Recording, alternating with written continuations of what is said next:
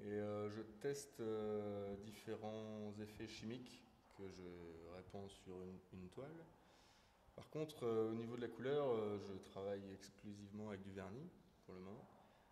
Et je travaille avec des vernis qui sont vendus dans le commerce. Donc je ne suis pas tellement attaché à la notion de couleur. Et le fait de travailler avec du vernis, de travailler avec des teintes qui existent et que je ne peux pas modifier, m'autorise à ne pas apporter trop d'importance à la couleur et de plus m'attacher à la réaction que ces vernis créent sur la toile.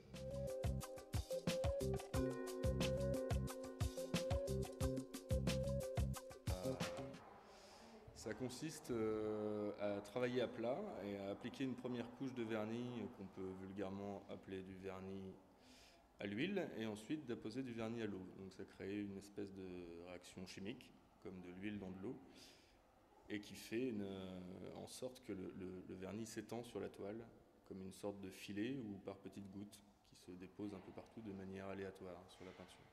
Je veux dire que je n'ai pas d'affectif avec les outils, j'utilise ce qui est le plus adapté au type de produit. Donc en général c'est au rouleau, au pinceau, ou même par projection, mais ça dépend un peu de la peinture que j'espère ou que j'envisage de faire. La différence de qualité des vernis, la différence de teneur en pigment à l'intérieur des vernis font que les réactions sont la plupart du temps imprévisibles.